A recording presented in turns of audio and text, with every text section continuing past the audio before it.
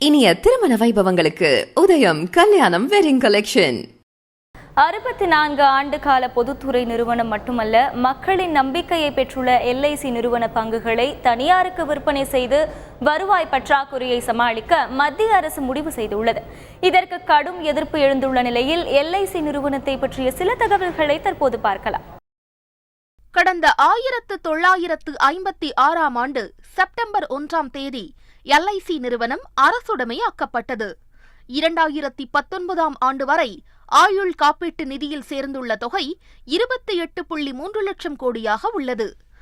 2018-19ஆம் நிதியாண்டில் விற்பனையான ஆயுள் காப்பீடு பாலிசிகளின் எண்ணிக்கை மட்டும் 2,14 லட்சமாகும். 2018-19ஆம் நிதியாண்டில் முடித்து வைக்கப்பட்ட இழப்பீடு கோரிக்கைகளின் எண்ணிக்கை 2,60 லட்சம் பாலிசிகள். இதன் மதிப்பு 1,63,104 கோடியாக உள்ளது.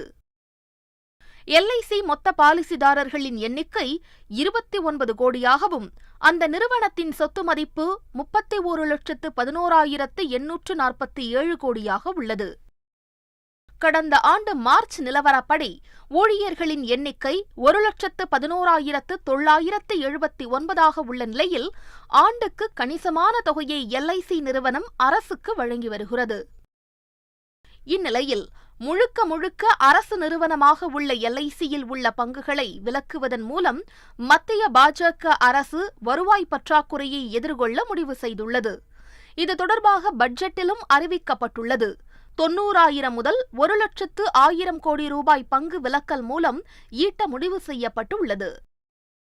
ஒருபுறம் நாட்டிற்கு சொத்துக்களை உருவாக்கப் போவதாக கூறும் மத்திய அரசு, மற்றொருபுறம் கடந்த 70 ஆண்டுகளாக சேர்த்த பொதுத்துறை நிறுவனங்களின் சொத்துக்களை வருவாய் பற்றாக்குறையை காரணம் காட்டி விற்க முயல்வதற்கு பல்வேறு தரப்பிலும் இருந்து எதிர்ப்பு கிளம்பியுள்ளது. பிரதமர் நரேந்திர மோடி தலைமையிலான மத்திய பாஜக அரசின் இந்த முடிவுக்கு பல்வேறு அரசியல் கட்சிகள் கடும் எதிர்ப்பை பதிவு செய்துள்ளன.